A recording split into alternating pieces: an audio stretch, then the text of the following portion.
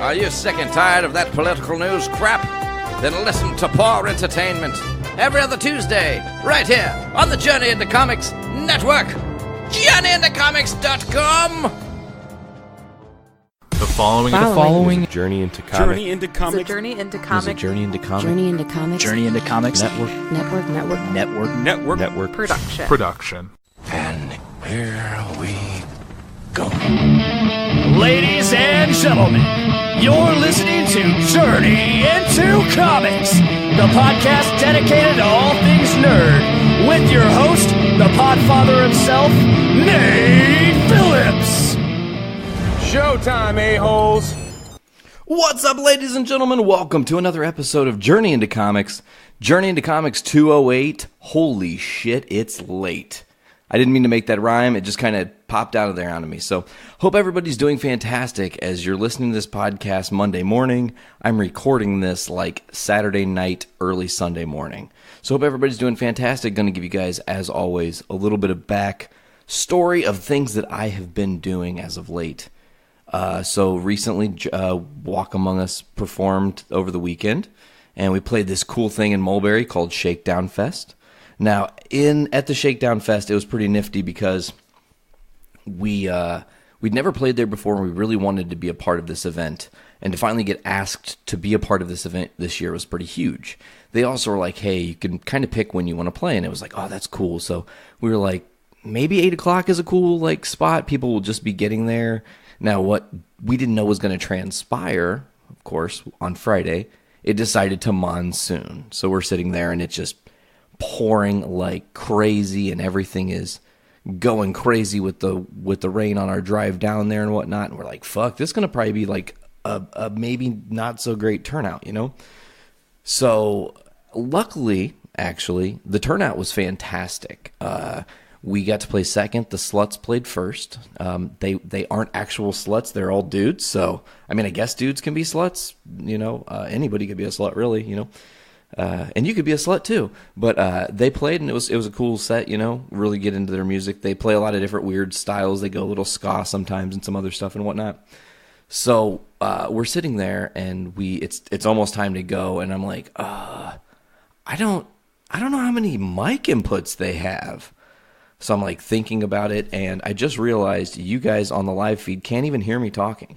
So now if you're joining the live feed, you can finally hear me speaking. You're probably like, Nate, we can't fucking hear you. What's going on? Well, I fixed it now. I totally forgot to turn my audio on that part. So if you're watching on the live stream, you're probably wondering why I'm not talking, but now I'm talking, so hopefully you're enjoying it. So anyways, Walk Among Us is about to perform, and I'm like, hey, I think 1, 2, 3... I don't think there's very many mic inputs. Like, there's only 4. So we need at least 5, you know? And I was like, holy shit, like, hopefully this can work, you know? So we get up on stage, we start, like, putting shit together and getting our stuff up there. And it's definitely only 4-channel board. We need 5 channels because there's 3 vocals and the 2 direct boxes for Sarah and Veronica's pianos. So I'm like, oh fuck, like I'm probably not gonna sing tonight, whatever, you know, like it's fine. I'm not even upset about it. So we get set up, we get our levels set, and it's go time, and we get going, we get into our set. It was a lot of fun. We opened with Where Eagles Dare. That's one of my favorites to play. It's just really energetic, kicks the door down screaming that I ain't no goddamn son of a bitch, which is true. We are not goddamn sons of bitches. So yeah, the set was a lot of fun, and it was cool to interact with all the different people and whatnot. And the environment there was just so relaxed. It was very like, hey, you're an artist. We're an artist too. Like, let's enjoy it and, you know, enjoy it together, as it were. So anyways, we get done with the show, and we load out. Another band's going to load in. And we're slowly tearing down, and we're talking to people. And I look...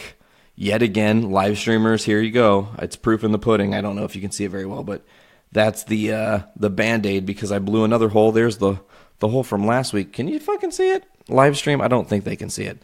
I have this weird light, and I'm just trying to like get an early live stream set up. I don't even know if this is going to be something I do more than once, folks. So if you're enjoying the live stream, somewhere down below, be like, hey, I really fucking enjoyed this. It was a lot of fun to listen to. And podcast people, if you're listening and you enjoy the podcast today, let me know, because this is a totally different thing. Like, I'm kind of in two worlds here. I'm live streaming in front of me. I'm recording behind me. I'm in my kitchen, my nice new kitchen with the cool setup and stuff. So anyways, we get done playing. People are talking to us, and it was really cool. And it was really nice to hear all the cool comments, and it's always very humbling. I got to talk with Dick and Miranda. It was cool to talk to Dick. He was actually, and that's rewind to Thursday, because I'll be able to tell this before he will, actually. So Thursday, going backwards in time, I'm sitting at the house. Or no, it was Wednesday. It was Wednesday. See, I have to time travel even further. So last Wednesday, right, we are sitting at the house, and I get a text from Dick, and he's like, hey, man, I might come stay with at your place tonight, because I'm going to go see this show up in the city, and it's probably going to get late. And I've been up for work since 5 a.m., which is 4 a.m. our time. And he's like, I don't want to die. I would rather live and sleep on your couch than die.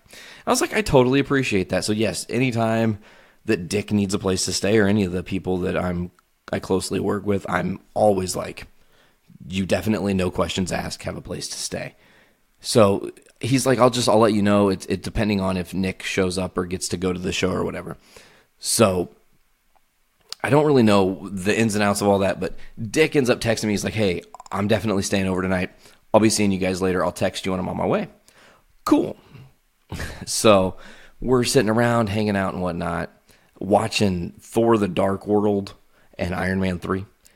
And we had ordered some Domino's and went and got Domino's and came back. And we're watching the movies and whatnot. Dick texts us, hey, I'm on my way. All right, cool. So I'm anticipating his arrival at some point in the very near future. And he texts me again. He's like, hey, man, I'm on my way, but I need motherfucking Domino's. I was like, cool, man, stop by the Domino's. It's like right down the street from my place. Get yourself some food and then come back. It's cool. So he texts me, or not, never mind, and a picture, because apparently Domino's was closed. Well, the carryout was closed, right? So he interacts with some dude who's like, yeah, man, our carryout's closed, but our delivery's good till midnight. So I text Dick. I'm like, dude, here's my address. Just have the fucking pizza delivered to my address. Come here now. And he did, and it was great. And we kind of all were like, man, I wonder, like, shit, dude, he could have just like had it delivered to the McDonald's next door and literally got his pizza in like 8.5 minutes. You know, like, hey, I'm in the McDonald's parking lot next door. Can you just deliver this to my car? Like, I'm at an address, you know? I mean, they do the fucking hotspot now, right, Domino's? So anyways, Dick came over, and he was here, and we ended up talking for like 6 fucking hours. It was an amazing conversation.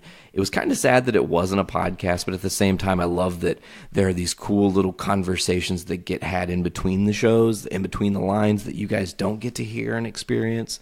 And those are, moments that are near and dear to my heart. Dick and I got to talk and reminisce and discuss all the stuff that had been going on as of late in life. And it was, it was good to just chat with him. It really was. It was nothing but great conversation about all kinds of different things.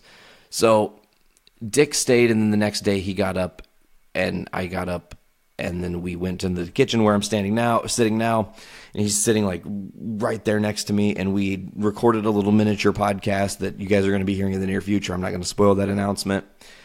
And it was a great thing. He's like, let's do 15 minutes. And I was like, okay, cool. 15 minutes. Good. Great.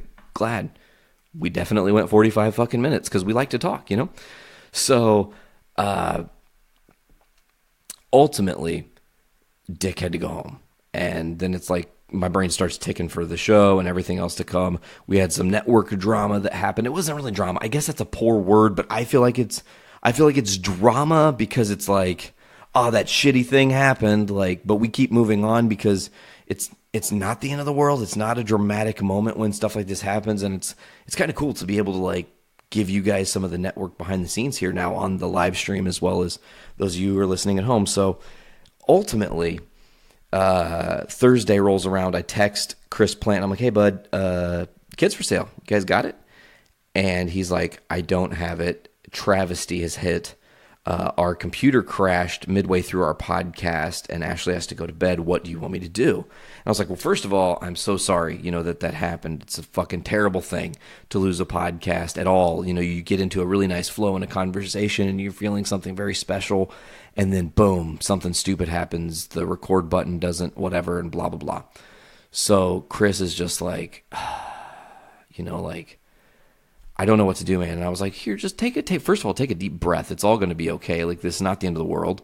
I know we do release shows at midnight on the button, typically speaking, on the network, but sometimes stuff happens, and if it has to go up late, as long as it hits on the same day, we don't really care, It's like, things happen. So Chris is like a hero, and he pulls a classic Nate or AP, as it were, and goes solo mode. And did a really cool podcast. Episode 8 of Kids for Sale was called Quality Time with Dad.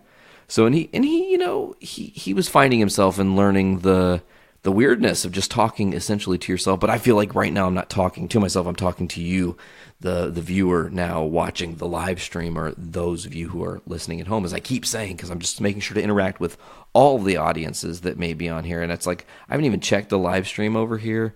We've got a couple people watching. So thank you guys for checking us out. That's really groovy. So back to it. Let's go into... So Thursday that happened, and then Friday we did the show. We had to drive back, and it was arduous. And the three of us in the truck, it's just so fucking tightly packed.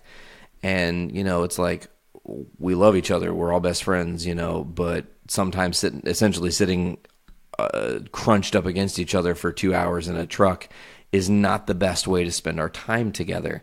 So it does get a little time to time heated and whatnot, and it is frustrating because it definitely creates unnecessary tension sometimes. So we're looking to remedy the situation with our vehicle right now and get something better for Walk Among Us. But you guys aren't here just for Walk Among Us talk. We're not going to just talk among you today. We've actually got some pretty cool stuff for you. And now let me tell you, today I've got something planned, maybe a little bit different. I hope you guys who are watching on the live stream, I hope this comes through as I'm planning it to anyways. I've got this new thing that Dick set me up with called Streamlabs, and I've kind of got this set up planned so that I can not only talk about the things that I wanted to talk about today, which is a lot of Captain Marvel news and some other stuff, and not the whole show is not going to be like this, but and we might not actually even start there. I just wanted to make you guys who are on the live stream aware that there's going to be some neat stuff, because while I'm talking about whatever the fuck it is that I am reviewing or looking at or dissecting for the first time, I'm going to definitely be putting them up on the screen. So if you're watching it, you're going to actually get to see what the fuck I'm talking about and go, oh, that's really radical and really cool. Speaking of radical and cool, here's something neat. Apparently, Kevin Smith said Journey into Comics on his podcast this week, so we'll see what that's about. AP is supposed to be hitting me back with some audio evidence of that. Maybe we'll turn that into an interesting little bumper. Who knows? I don't know. It depends on how cool it sounds and what exactly was said. Maybe he referenced our show. I don't know. I feel like that's so far away that I feel like I can cheat this a little bit, and I can tell you guys the story here and then double back and tell you again when you're listening to Journey into Wrestling next Sunday, because that's an announcement starting next Sunday. It would be 2 Sundays from when I'm recording this, technically speaking. So the 23rd, Journey into Wrestling will drop on the 23rd, and that is going to be an official shift, okay, for Journey into Wrestling. We're moving that show to Sunday because Foodies Watching Movies is coming back, and we got to keep our fucking Foodies Watching Movies Wednesdays, man. So it'll be Foodies Watching Movies in tandem with Adulting Ain't Easy. As they finish out their first season here, they've only got a few months left to go. So it'll be really exciting to see whatever they bring to the fold.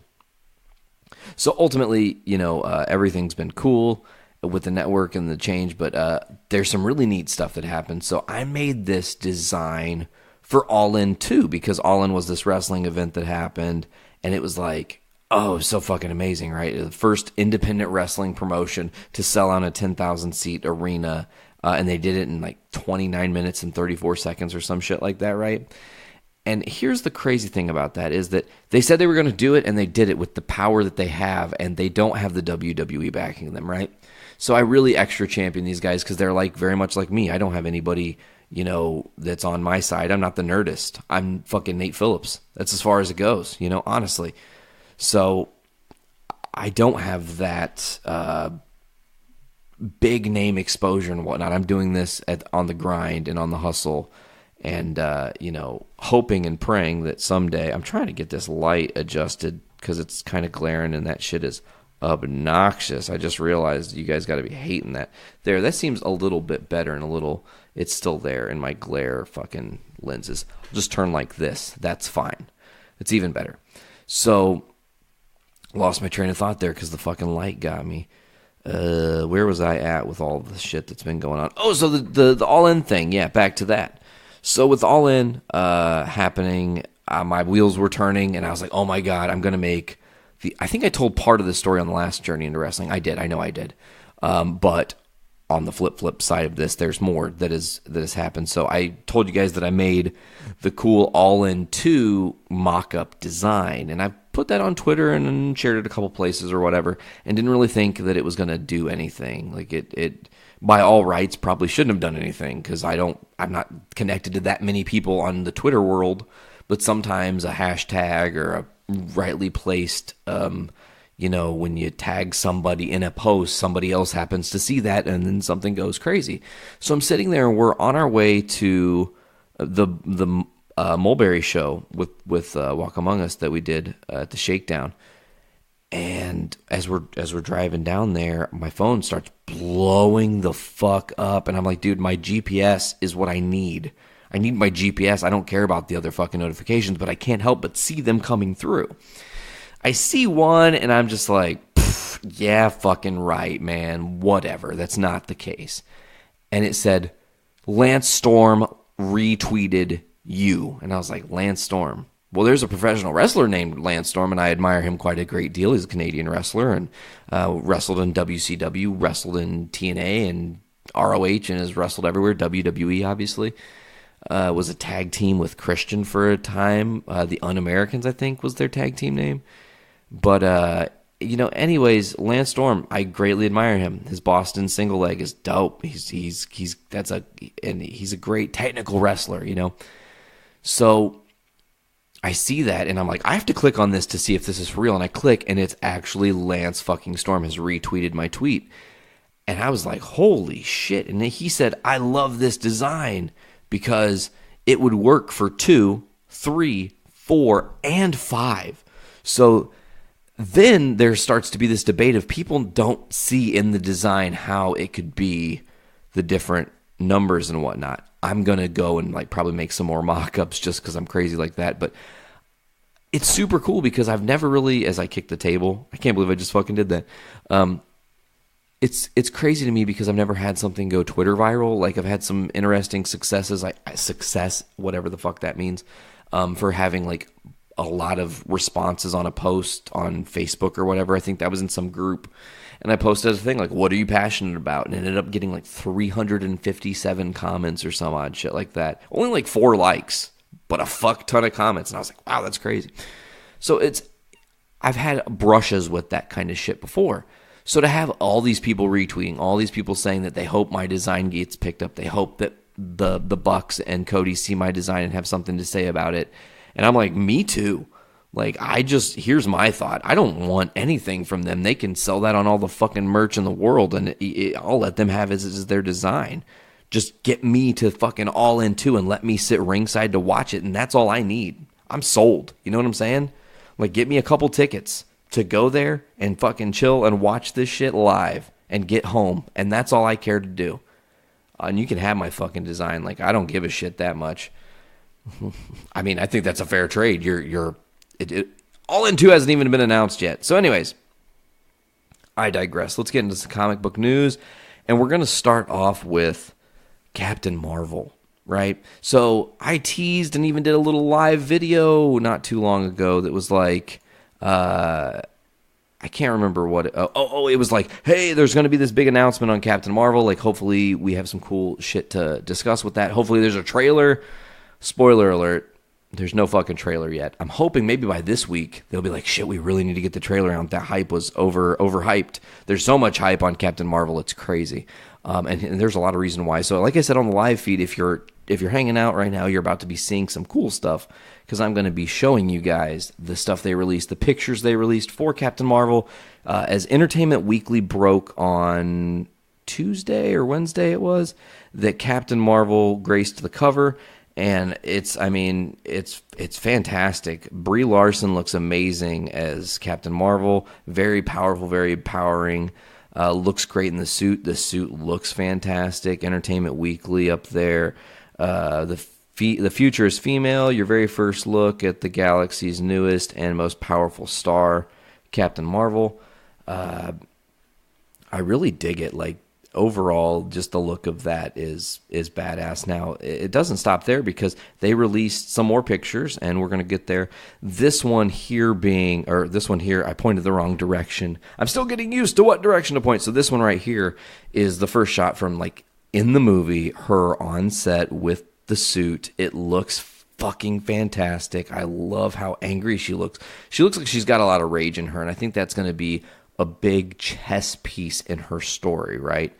Brie Larson's Captain Marvel is struggling in this universe, and she's going through some shit in this part of her world. She's already Captain Marvel, and then they're going to kind of bend some of her origin story a little bit, and I'm really looking forward to that because her origin story, she gets her powers from Marvel, who passes them down to her. However, that's not going to be the case because she already is whatever, and I guess it was more her suit that gets passed down, or I'm bad about Captain Marvel. I'm still learning, so it's kind of a process. I'm not the best right now, but I'm just commenting on the aesthetics of it all. It looks fan-fucking-tastic. So here we got a picture of Mar-Vell, played by Jude Law. The returning Lee Pace playing Ronan the Accuser. Maybe he's not the Accuser yet. Maybe he is the accused. That was a terrible joke, but it's the director right above me here. Directing them, telling them what she wants out of the energy of the scene and whatnot, probably. Jude Law looking a little menacing, but at the same time looks kind of like a badass and a boss, so looking forward to that. We're going to move forward here and look at another picture that was released from Entertainment Weekly of the Star Force. Now, interesting to note here on the Star Force picture, we've got... I can't actually point, like my arm only goes, it doesn't go through the thing, I can't do that, but up there you guys will notice that it's Korath from Guardians, and you've got the lady that's like almost right above me is Minerva, which awesome, they're getting Minerva into the universe here now. So Star Force there, Ronan the Accuser as with Lee Pace there. And again, you've got Jude Law as Mar-Vell. Now, the next picture is maybe one of the ones I'm most excited to discuss because I want your Skrulls and I need your Skrulls because it's the motherfucking Skrulls. I'm so excited. They look fantastic, and as menacing and creepy as the advertisements and weird things they added to Secret Invasion specifically, some of the art that I think Alex Ross did specifically for Secret Invasion, really resonating here in how they designed these Skrull, who are planning a full-on invasion. Now, Ben Mendelsohn is playing the main bad. He was in and is in, I'm pretty sure he was in Rogue One. He's one of, I'm pretty sure he's in Rogue One. But anyways, he's going to be playing fucking this, I can't think of his name. Of course, I fucked this up. I think it's Talon, Tenny. What's his? Oh, here we go. His villainous role has been revealed. What is his villainous role named? Talos. I was right the first fucking time. So get out of here. God. So Talos, right? He's playing Talos, who is a Skrull who, technically speaking, can't shapeshift like all the other Skrull. Like, all the other Skrull essentially can shapeshift into anybody. But wasting Ben Mendelsohn on just having him in temporarily in prosthetics and then having him shapeshift the majority of the movie to other characters kind of sacrifices a really great actor for the sake of like telling your story. So if you limit that, if you put your character in a box and say, Talos, you can only change into one form, and it's kind of like a human variation of yourself, and that's as far as you get to go, but that's it, you know, then it limits his ability to fuck with everything. So what he does is more calculated because he doesn't have all the powers, you know, and he becomes a great general because he's planning the Skrull invasion. And how is he planning the Skrull invasion? Well, Ben Mendelsohn's character actually is going to be, and this is the cool thing, folks, Ben Mendelsohn's character is actually going to be the boss of Nick Fury in S.H.I.E.L.D. when Nick Fury was an underling at this point. Nick Fury having both of his eyes. Speaking of Nick Fury, bam! Here's our first look at young Nick Fury. The de-agifying process that Marvel and Disney possess is fucking terrifying. They do such a great job. It looks like I'm looking at Jules Winfield back in his Pulp Fiction days, but with a haircut, partially, you know? So I'm really looking forward to this movie, and, you know, the photos that they've released are killer. You know, it's one of those things you really get hyped on a movie when they do a good job of not giving you everything. Like, I feel like if right now we would already have a Captain Marvel trailer, that'd be it. Like, we would have it. It would be cool to talk about. It'd be cool to watch on the show or whatnot and freak out about with you guys. But it's cool right now that they're only limiting these to photos because we now kind of have to fill in the puzzle pieces and start to guess what's happening. So when we actually see footage, it's going to be epic. It's going to feel huge. I feel like we're going to immediately go, oh, this is superheroes like we haven't seen before. Like, they're going to take it to a different level this time. And then the whole... I don't know if you guys on the podcast can hear this, but I can definitely tell you that the live streamers can hear. It's the train of our existence, folks. It's coming through. It's coming to get us. When it comes to be that the soothing light at the end of your tunnel, it's just a freight train coming your way. That's a Metallica quote for you. Stick it in your pipe, Corey Graves. Back to Captain Marvel one last time. There was one more photo released that's of major importance. A major player in the story, Maria Photon Rambeau, is one of the characters that's going to be acting alongside of Carol Danvers as Brie Larson, and a good friend of, and she's going to be tackling crazy situations she's never seen or dealt with before and jumping in with both feet first. So that looks to be really exciting. And Photon, I can't circle it for you. I wish there was an option to circle, but Photon being on her flight is not like, oh, it's just a cool name, like neat. Her daughter is going to become the Photon, and that is awesome because that's just setting up a future. I mean, you know, you have to set up the future of the Marvel Cinematic Universe because you're thinking bigger picture. And, of course, this movie's set in the 90s, so you can set Photon as a little teaser, and maybe something happens to Maria that causes her to not make it out of the movie. Maria's daughter, Monica, picks up the moniker of Photon. And, you know, Photon's pretty powerful in her own right. She's got some cool, nifty abilities. So I think it's going to be neat to see what they do with Photon and if they take that to the next level. Now, there's a couple things I do want to discuss here that we definitely need to discuss, but Ben Mendelsohn, talking directly about this movie, is quoted as saying, look, we got to deal with the Kree.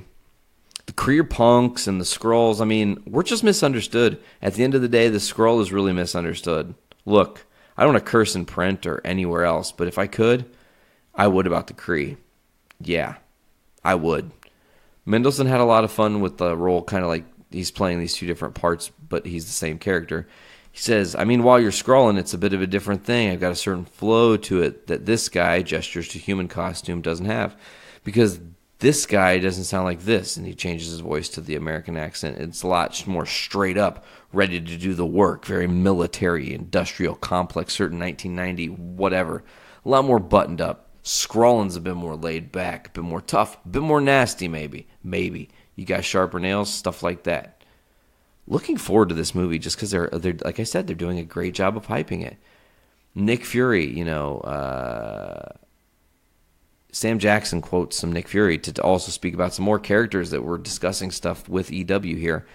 Samuel L. Jackson said, I read something, and I'll read it as present Nick Fury, and I'll go, he would never do this. And I go, oh, wait, he's not in that place, because he's got to act like he's a rookie. So the Nick Fury we meet is sort of a bureaucrat in an interesting sort of way. Jackson says, he hadn't become jaded or a slave to the cynicism that we normally see. He sort of respects the people that are above him, so more than the Nick Fury that people are used to.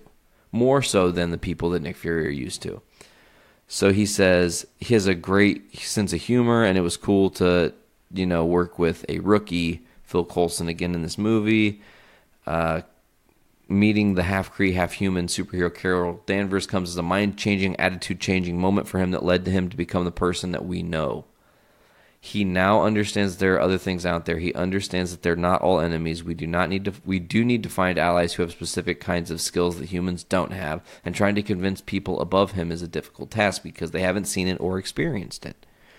That attitude change could help along the way because it could create his reasoning for having the eye patch. The last time I trusted someone, I lost an eye, Fury said back in Winter Soldier. So the last time he trusted, say, Talos, who is his boss, who is actually a Skrull. You guys see what I'm getting at here? It writes itself. It's going to be so good. Jackson also went on to say she's got the strength of the character. She's an interesting, iconic figure in the world of Me Too and women's strength and everything that's going on in the world right now. She's a pivotal figure in that. And to put her in this position, in this very particular role in a film like this that's driven by feminism in a very interesting way, it's just the right choice. Looking forward to this. We already kind of talked about how it's going to set up Secret Invasion, but we really didn't dish on Secret Invasion. So slowly we've started to learn now that Ben Mendelsohn's going to be infiltrating S.H.I.E.L.D. and that he's literally planning a full-scale invasion of Earth on a grand scale, no less. So, it just seems like he's planning bigger things than just what's going to be seen in this movie, and that's going to lead to long-term stuff that we haven't yet seen in the MCU. Meaning, right? And this is the thing you got to think about. He is essentially going to... Oh, it's going to be so good. Ben Mendelsohn's Talos is setting up the precedent that any of our heroes in the entirety of the MCU could be Skrull at any point, and that could be a rug that just gets pulled out from under us. Bam. And I mean, how badass would it be that by the time we find Hawkeye in Avengers 4, there's a Skrull laying on the table that looks like one of the Avengers we know, but was a Skrull the whole time. And when they died, they went back to their Skrull look, but they're still in their costume, right? That would be insane because they do that with Elektra in Secret Invasion. So it would be neat to kind of, spin that back on its head. And I think that Captain Marvel is going to do a beautiful job of laying the deep groundwork to make that the case. So that when Ben Mendelsohn's, I feel like he's going to be like, I can't tell if he's going to be a Joker-esque villain or more like a, man, it'd be kind of cool to see him be more like the Mandarin, speaking of Iron Man 3. Shout out to Veronica who's checking this show out right now. Sorry, I'm not done with the podcast yet. I know it's late. But I didn't mean to leave the photon thing up, guys. I need to change that back, for those of you who are watching the live feed. Let's get that back there. There we go. Had that picture of Maria while I was doing all this other stuff, and I totally forgot to change it back. So I'm really looking forward to the possibility of Secret Invasion because it does set the precedent. It also sets endless possibilities that there are characters we don't even know that exist that have been locked away because of the Skrull. I'm looking at you, Fantastic Four. That's a possibility, a way to slip you in. Maybe even Deadpool, who knows? I mean, that'd be interesting. There are so many different options they can play with using the Skrull because they're shapeshifters, Interesting to know that the Kree-Skrull War will be kind of really happening in Captain Marvel. And it's not the fallout from that is going to be everlasting all the way into the fourth Avengers movie because, they're going to think that the snap was each other. The Kree are going to be like, hey, you fucking got rid of half our people, Skrull, you mother Fs.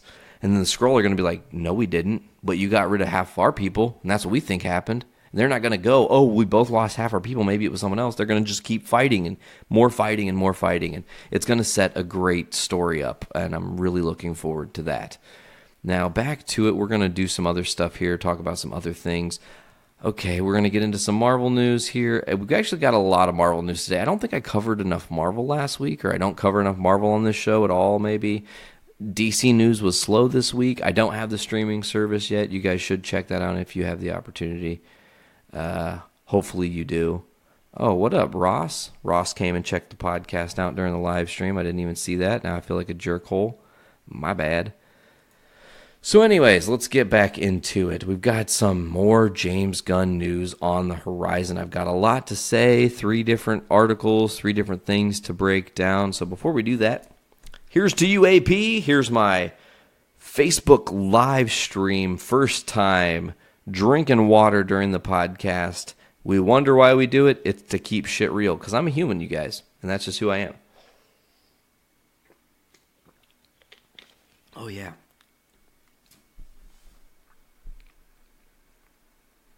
So, let's look here at what we're going to do next. We're going to talk about Nova Prime. Glenn Close has some more to say about the James Gunn firing. While speaking with Empire, she talked further about the situation with James Gunn, saying it's hard to think of the movies without him. It's sad, and it brings up, I think, some very tricky issues around this movement. I bring it up with every woman I talk to because I want to know what people feel, you know? Is that truly what we should be doing? Especially in this case, somebody, alt-right blogger Mike Chernovic, who's known to ruin people for something they wrote in a totally different context, 10, 12 years ago? What are we going to do? Go back to our pasts and make sure everything we said was politically correct? Who can live like that? I just feel there's something wrong about that. I feel sad. I feel sad certainly for James, and I feel sad for the whole situation. I feel sad that we're in a society where the social media people say things that they might not say in person. I think that's a real danger. If you're saying something on social media that you can't say to somebody face to face, you should think about what you're saying on social media, and I fully fucking agree with that. 110%. There's no more to what she said, so Glenn Close kind of closes there. Michelle Yeoh, who was Aletta O'Gord in Guardians 2, right? She says, talking about the James Gunn situation yet again, she says, I was shocked, horrified that we can allow something like that to happen. I don't understand at all. It's so unnecessary. What good does it do? And, I mean, that's pretty much it. They bring up again, talking about this article, they bring up again about the fully support James Gunn thing. I hate that this is happening, and I feel like we're in this, like, another alternate dimension, like, Donald Trump is our president, and James Gunn is not working on Guardians of the Galaxy, and the fucking balance of the universe is off, and I don't like it. I don't like it. But here's the thing. There have been some people that are championing other directors to take over the role that James Gunn had and take over James Gunn's Guardians of the Galaxy Volume 3, right? But here's the interesting thing. So far, every director that has been brought to the attention, like, well, would you do it? They typically say no. Or they don't want to be a part of that because they don't feel right. They feel a literal injustice has been done to James Gunn. It's like the whole universe is just waiting for Disney to fix this fucking mistake. So fix it, Disney. We're not asking. We're demanding it. God damn it. So here's Paul Feig. He was the director of Ghostbusters. He was on a Happy, Sad, Confused podcast. He said, I would never take anything away from another filmmaker. You can think whatever. Moralize about what James wrote. I don't make those kind of jokes. I don't like those kind of jokes, but still, that's James' franchise. So he's saying, he's like, look, I'm not. He said he's not going to try to fill the void by Gunn. But he said maybe he would take a superhero movie. Quoting, he says, I'm open to it. I really appreciate superheroes, but I don't love them. My problem is that I can never figure out the stakes, because if a guy gets punched through a building and the building falls on him and he can get up and shake his head, then I don't know what I'm rooting for with you. The first Iron Man I loved because here's a human guy. That I can get behind. He's so smart that he builds all this other stuff. I get that. Batman's the same way. Batman's a rich guy who invents all this cool stuff. That I understand. That's why I loved Ghostbusters. Here are these scientists who invent stuff. They're still human. Cool. I like Paul Feig. He's a cool dude here. Interesting news to keep on the Marvel train, just kind of bouncing around on some of this Marvel stuff. Ant-Man and the Wasp has just done something that I don't know what people are going to think about it, but I'm going to report the news to you guys as I see it, and this is something I think that is very important to say. Ant-Man and the Wasp has officially surpassed Solo, a Star Wars story, at the United States domestic box office. It's close right now. Ant-Man and the Wasp has hauled in $213,769,000, while Solo, a Star Wars story, has managed to garner $213,706.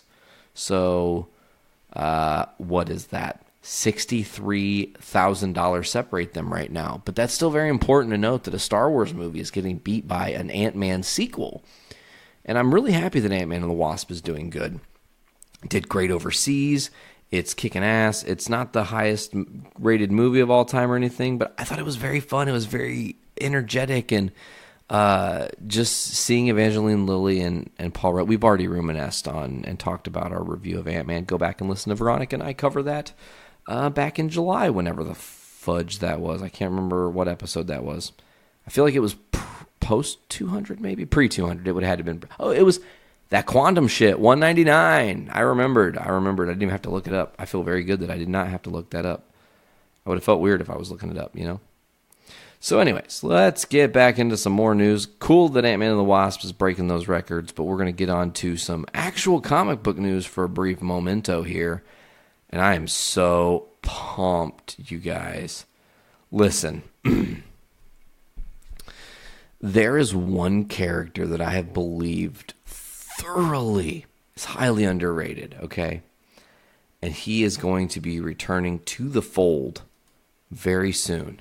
And I am so excited to see what they do with this, because, okay, listen, I've been a big fan of Spider-Man for a long time, and I was reading all the way up and into the 700th issue of Spider-Man when Dr. Otto Octavius took over the body of Peter Parker, and Peter Parker's spirit died with Otto Octavius's body, right? And it was like this crazy tragedy and whatnot. Well, out of that spun another thing, which was I didn't want to spoiler alert that one. Oops, that was a little early here, but I got to do something, folks. So what happens is Otto Octavius, right?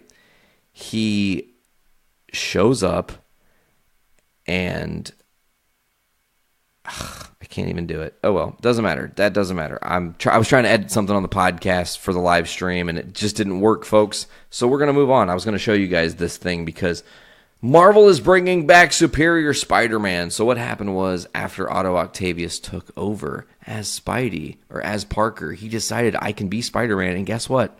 I can be better than Peter Parker. And I loved the Superior Spider-Man series. I have all 27 issues, I think they ran, or 31 issues. It's something like that, but I have them all. I loved that series. I loved the run. I thought it was very clever. Otto essentially getting Peter's life back into focus. It also kind of intertwines with what's going on with Parker now in Amazing Spider-Man, because his degree has been taken away because the thing that I think it was Kirk Connors maybe made, or somebody made, can read your brainwaves and see who actually wrote something that you presented as your own work, so they can figure out if people are plagiarizing. And it says that Otto Octavius wrote the dissertation for Peter to get his degree, so it costs him his degree. It gets revoked, and he has to go work with Kirk Connors. So I'm really, really stoked that they're going to be debuting Superior Spider-Man #1. When does it say it's going to come out? It looks like it says December. So it's going to be a Christmassy time thing, which is cool. I'm really looking forward to that. It makes sense considering that book came out around December when it first dropped, when the first volume of it came out. So I'm really looking forward to Superior Spider-Man. It's like I said, one of my favorites. If you guys haven't read the series, please do yourself a favor. Get your Marvel.com membership or whatever the fuck and get a digital comic and download the fucking digital comics of Superior Spider-Man because it's such a great, intelligent, well thought out story through and through. Very, very, very big fan of that. So we are going to move on because there's more Spider-Man news, and it's actually going to kind of intertwine with some Captain Marvel news, and it's going to intertwine with some other things. So there's new video that reveals the return of Maria Hill and Nick Fury on the set of Spider-Man Far From Home. So here's the interesting thing. They're blinked out of existence. Spidey's blinked out of existence. The train of our existence... That one's very loud this time. It's fucking 2 a.m. and this train driver's like, I must honk the horn no less than 3 times at each crossing to ensure the safety of everyone that's not on the fucking road but is asleep right now because it's 2 a.m. for those of you who are watching the live stream. Because those of you who are listening on the podcast on Monday, it's not 2 a.m. for you. Well, maybe it is, depending on when you're listening. And if it is 2 a.m, send us a tweet. Be like, hey, our Twitter is @JIC Network. You should check us out. Lance Storm likes what we're doing. That should sell you enough, right? I think so. Anyways, Spider-Man Far From Home set reveals Samuel L. Jackson and Kobe Smulders as Maria Hill and Nick Fury, respectively, on the set of Far From Home. They're all blinked out of existence, including Spider-Man. This movie is going to be coming out a month or 2 after Avengers 4, so kind of a big deal, honestly. That how are they going to get around not giving away what happens? Well, that's why a lot of people think that this movie is going to be a prequel. This movie is going to essentially be set between the times of Avengers 4, and one of the cats is trying to bust in, but I got that thing set up and they can't do it. I'm so happy it worked. But anyways, it seems that it could be a prequel. Obviously, Kobe Smulders and Samuel L. Jackson blinked out of existence at the end of Avengers Infinity War. This movie having Parker traveling all around. It is possible that maybe he's on his way to or on the way from the airport when the Q ships start showing up in Infinity War, possibly, right? I mean, I don't know. I just... Kevin Feige did say, though, I don't... It's weird because, again, Kevin Feige, as I just reread, he did say that this movie would happen minutes. It would start minutes after. But you know what you could do? Start the movie minutes after, but then go into prequel mode, tell the story you're needing to tell that leads up to the whole reason that the first part of the movie is even happening, and then you can forward progress it through there. But it's like Parker reminiscing about whatever happened, and yeah. Here's another interesting thing that people are talking about. There's a fan theory that Odin was possibly the first person to collect all the Infinity Stones. This Reddit theory, okay, I'm going to just read the whole article. It says, there's a theory which showed up on the Reddit fan theory sub recently that expands on a previous theory that Odin was questing for the stones, but stopped short of the Soul Stone as he didn't want to sacrifice anyone. However, someone argued that Odin did in fact complete a sacrifice and obtain the Soul Stone by banishing Hela to Hell, a region of Niflheim that is the home of the dead. Then with the stones in his possession, he wielded their power to bring peace to the 9 realms before returning, scattering them again, specifically giving the Time Stone to Agamotto, hiding the Tesseract in Norway, leaving them to eventually be hunted down by Thanos. That's a pretty interesting theory, but it's a dangerous theory because it also it kind of makes Thanos seem ignorant because he quested out the stones. He would have had to have had a gauntlet first.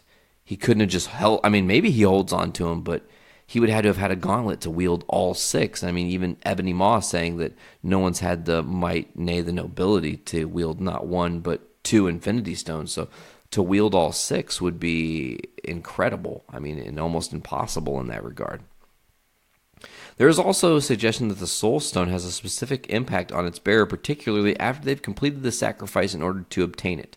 One Reddit user noted that there's a theory that Thanos becomes nicer in a sense once he has the Soul Stone, or at least a little more contemplative, and if that's true, Odin's acquisition of the same stone may have triggered a shift from him being aggressive to now less aggressive because, again, Hela and the reveal in Ragnarok of what happened. So it would be cool if Odin did collect the stones.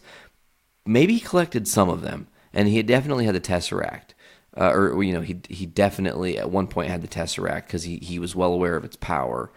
But I don't think if he would have collected all the stones, he would have scattered them, necessarily speaking. I feel like he would have used the gauntlet to protect the gauntlet. Why has nobody done that? Like, I have an infinity gauntlet.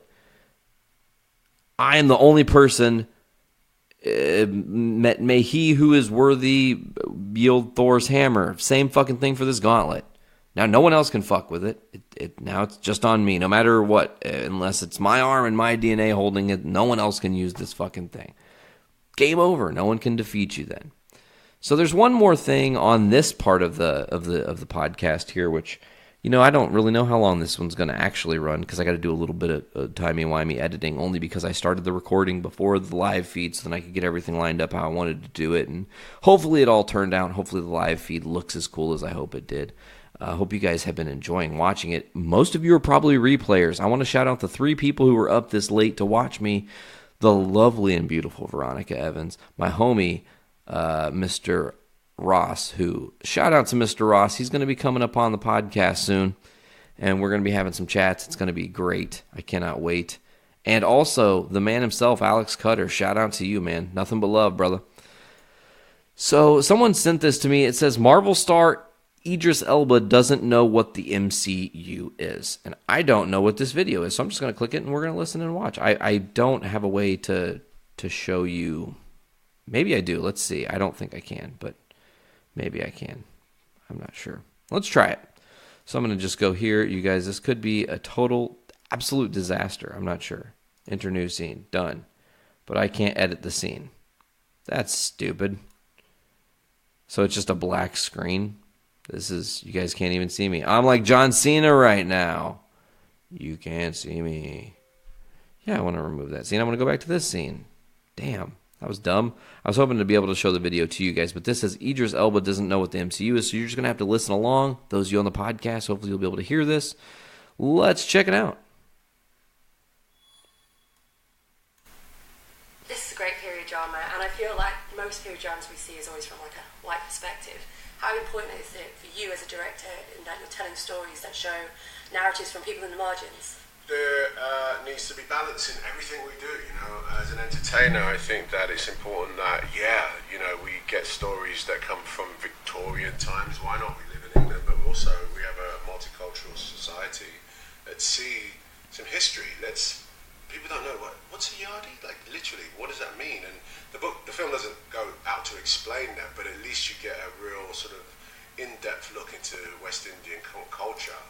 Jamaican culture especially, and then the Afro-UK experience especially, that to me means that when people walk away from this film, love it or hate it, at least they would be like, I got a needle drop into the 80s. I see, wow, reggae music, I see what that means now. I know what it feels like to go into a blues dance. Back then, that's where it all comes from, How easy is it to make a film like this, where it is quite niche story, really, and it's independent? I mean, no filmmaking's easy. I hope he becomes James Bond. To sell a movie when it's niche, it's harder to sell a movie that sort of really focuses on a small community in such a big country, let alone the world. So why would anyone in Russia want to watch this movie? It's a hard film to sell in that sense. But then, to me, that's why we do things. That's why we make films. That's why we tell stories, so that parts of culture which probably are called niche will, do live somewhere. And even though you and I, we can say, I know what Yardi's about, I'm going to go see it, it's a period piece, and it takes me there. But hopefully, when I watched, what's that movie, the Brazilian film? City of God, right? Which, essentially is a niche film. It's a film about a very, very particular area in Brazil. I love City of God. Blew my mind away.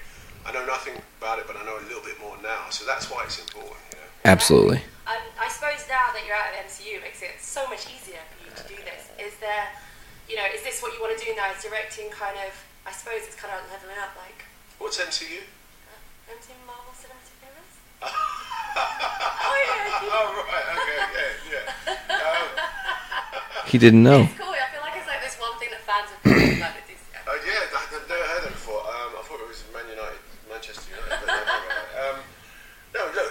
As far as directing is concerned, like every actor, after a certain time period in doing the job, wants to be in the hot seat, and I think, like for me, this is a perfect segue. I'm still going to act. I love it. Okay, that was pretty cool. It was interesting because he was like baffled. He was like, "Oh shit, I don't know anything about what the fuck this girl is talking about," and I hopefully did not just freak her out. So let's see. I'm going to do one last little sweep over on the comicbook.com, see if any late breaking news broke at 2 in the morning. I don't think so. Oh, you guys, you know what, though? Can I say something? I'm so bummed because I wanted to be bringing you guys news about how amazing the new Marvel Amazing Spider-Man game is, but I don't have it yet. Hopefully I'll have it soon, and I'll be able to give you guys some actual genuine feedback on that. So before we get out of here today, as always, we got to get you guys through where you guys can check out Journey into Comics, and we're just going to break it down. You guys can check us out at journeyintocomics.com. Also go on to iTunes, Podbean, Stitcher Radio, Google Play Music, and Spotify. Search Journey into Comics Network. You'll get all 10 shows on the network, where we have shows like Poor News, Poor Report. I fuck this up every time because the new shows. I got to get this down. Okay, here we go. You ready? You have Journey into Comics. That's this show. Tomorrow, Poor Entertainment. Then you have Adulting Ain't Easy, Foodies Watching Movies, Journey into Wrestling, Podcastrophe, Gallif Radio, Kids for Sale Podcast, The Voice of Survival, Brews with Dudes, and on Sundays we do a Best of the Week show, giving you highlights of all the cool stuff that we do on the network every single day of the week, Monday through Sunday. We've got something coming to you guys, just like I said, journeyintocomics.com, but you guys really should check out our Patreon. We've got some pretty cool stuff there. You give us $1, you get exclusive content and early access. That means as soon as the podcast is done being edited, it's in your ear hole immediately. Exclusive content meaning when Bruce with Dudes does the post game, you guys get to listen to that, and no one on Podbean or any of those other places I mentioned will get to listen to that. Only through our Patreon do you get that exclusive content. We're bringing you extra stuff. You're giving us your money, and the whole purpose of that is to fund what we love, and what we love doing is creating podcasts for you fine people. There are many other tiers on our network. You can get the $5 sticker tier, and that's got all the other stuff included, plus a random sticker once a month. The $10 Learning the Ropes tier, where you can learn how to podcast with me once a month. We'll do a Skype call, and we'll just chit-chat about this thing. We'll figure out what you like about podcasting and what you want to do. Figure out your angle. Figure out what you can do when you're podcasting to make your show better.